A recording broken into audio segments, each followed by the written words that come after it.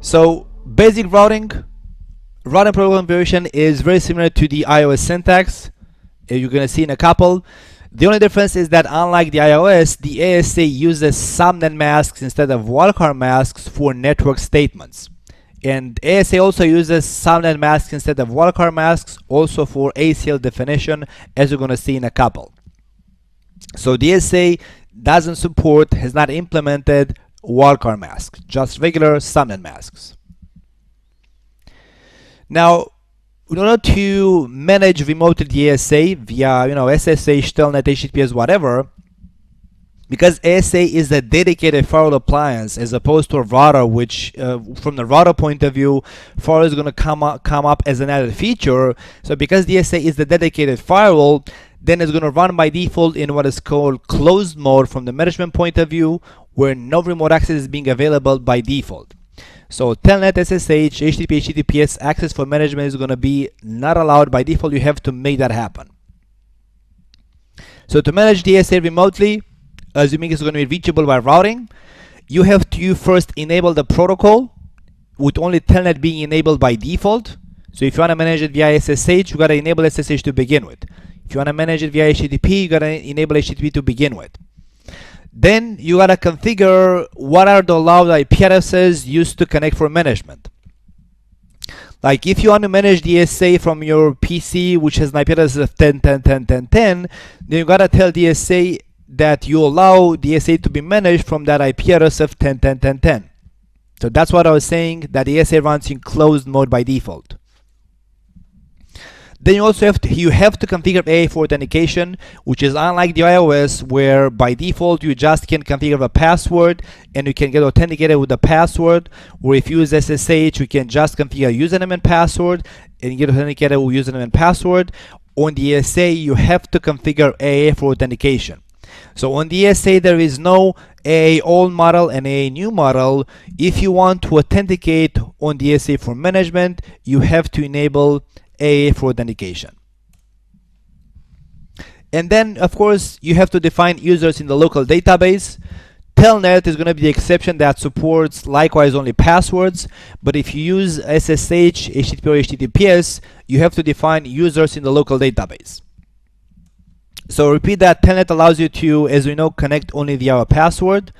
And also it's let's say a less commonly known fact, but also HTTP and HTTPS allows you to connect to the ASA without the username and password, but by using the enable 15 access password. Of course not recommended, but you can use that as an option. In general, of course, ideally speaking, you should not use Telnet, it's insecure. You should not use HTTP, it's insecure. You should use SSH and or HTTPS, which means you should use always a username and password configuration. Now, as you're going to see in a couple, when you go to the configuration side, the ASA can be configured from both the CLI and the GUI. It has a rich feature set from the GUI. The management client to manage the ASA remotely from the GUI, it is called ASDM, which stands for ASA Security Device Manager. It's not a centralized, let's say, platform. It's just a client that you install on a Windows PC, and then you can connect to the ASA to manage it. So the ASDM cannot be used to build centralized firewall policies for hundreds and hundreds of devices. You cannot just use it to manage multiple ASAs, but independently.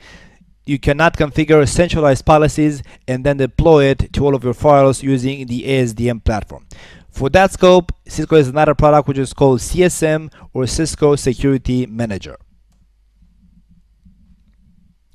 So before we go to any further, let's just go ahead and configure the basics and also allow for management. So let's go on the ASA, as I was saying, and configure IP addresses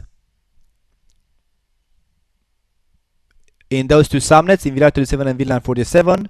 I'm going to use .16 on both sides of the network, on both interfaces, and I'm gonna name this interface of Gig01 to be my, let's say, inside interface, inside,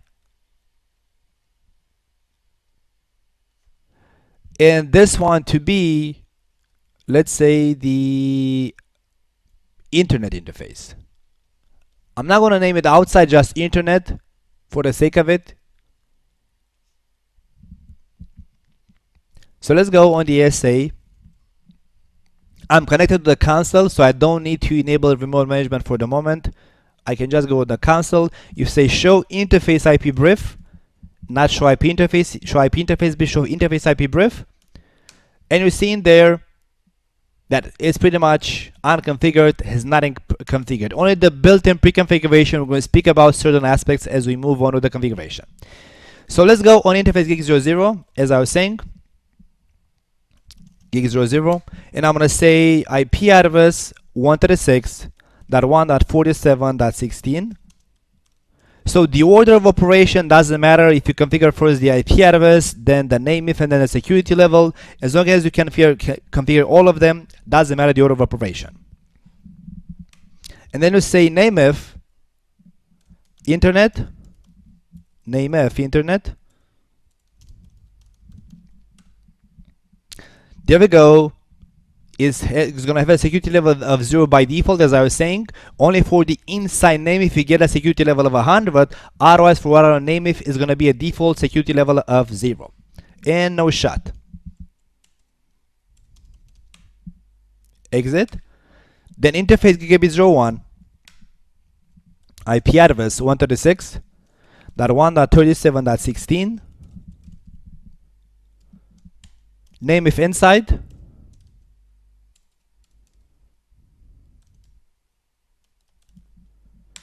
And there we go, at a level of 100 by default. And no shutdown. Exit. Now let's go on the switch side and configure the ports in the proper VLAN. So the switch port facing gig 01 has to be in VLAN 37. And switch port facing gig 00 has to be in VLAN 47 on AS8V. So looking at the physical diagram,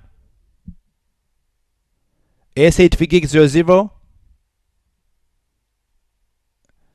AS8V gig 00, AS8V gig 00 is connected to switch 2's port 1016. That has to be in VLAN 47. So switch to port 16 in VLAN 47.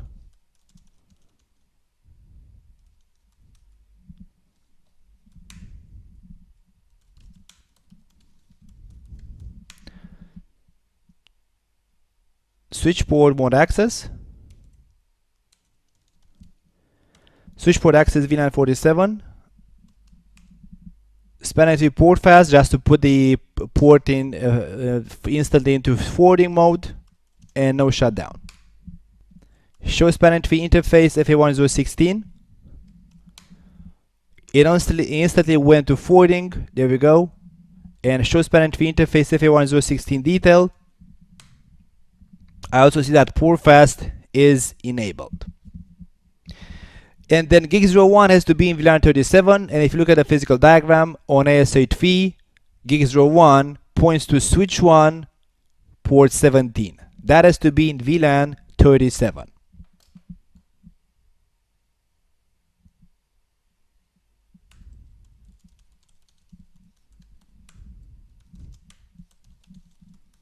So switch port mode access, switch port access VLAN 37. Likewise, penalty port fast just to make the port instantly forwarding, no shutdown. And let's say show span interface, show span interface FA1017.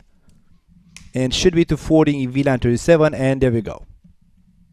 Which means if I go on my ASA now, and I say show interface IP brief, then I should see both of those links up in the app state. There we go. Let's verify the nameifs. Show nameif. And there we go. Gig 00 has a nameif of internet and a security level of 0, while gig 01 has a nameif of inside with security level of 100. If you say show IP address, it's going to show you the IP addresses. Gig00 has an IP address of 4716/24, and Gig01 an IP address of 3716/24, name if of inside. Now looking at a physical, the logical diagram, I want to have basic connectivity with 3 and 4. So let's see if the ASA can ping router 3, the connected layer 3 neighbors, and router 4 on the connected subnets. So let's go on the ASA and say ping 136.1.37.3,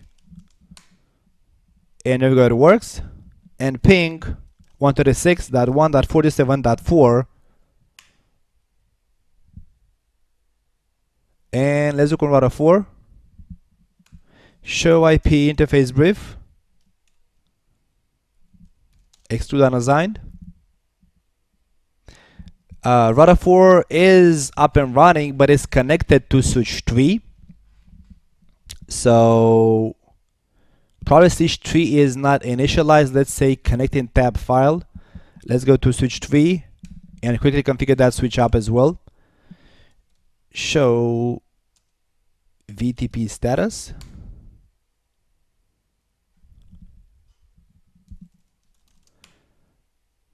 Let's say VTP, let me quickly reconfigure switch 3, VTP mode transparent and VTP mode client. VTP, let's configure VTP so it's going to get the VLANs from the other 2 switches. Show VTP status and show VTP password to see the VTP domain and VTP password, if any. So this is my password and my domain is going to be this. So on switch 3, I say VTP domain this, VTP password the same.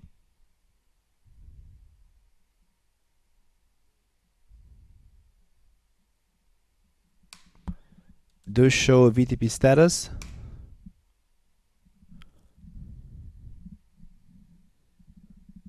Okay, and now let's configure the trunk between switch 2 and switch 1 and switch 3, for example, which is going to be on switch 1 is going to be port 1021, and on switch 3 port gig 1020. Let's make those 2 ports and trunks. Let's go on switch 1, show run interface FA1021.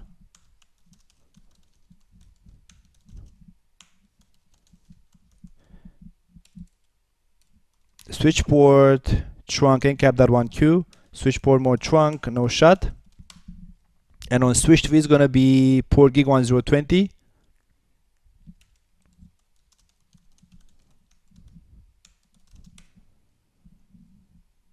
This one seems to be up and running. Okay, show VLAN brief. Let me see if the VLANs have been updated, and yes, they were. So now let's see router 4. Let's look back at the logical diagram.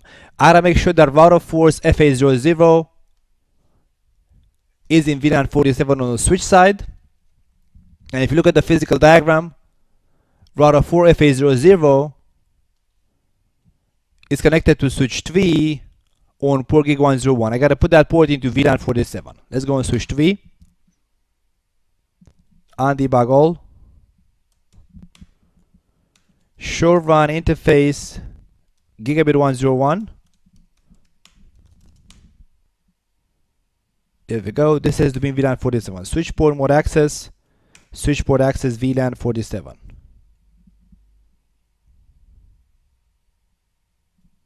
Span to port fast and no shut.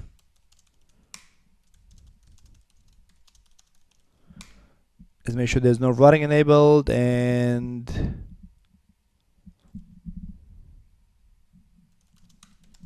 you remove this. There we go. Now I have just quickly enabled connectivity also on router 4, because router 4 was not properly attached to VLAN 47. I should go now on ASA 3 and be able to ping router 4 on the connected subnet. Let's go on ASA 3 again and test that connectivity. So I'm just testing now control plane connectivity between the ASA and the connected devices on those two segments. And there we go.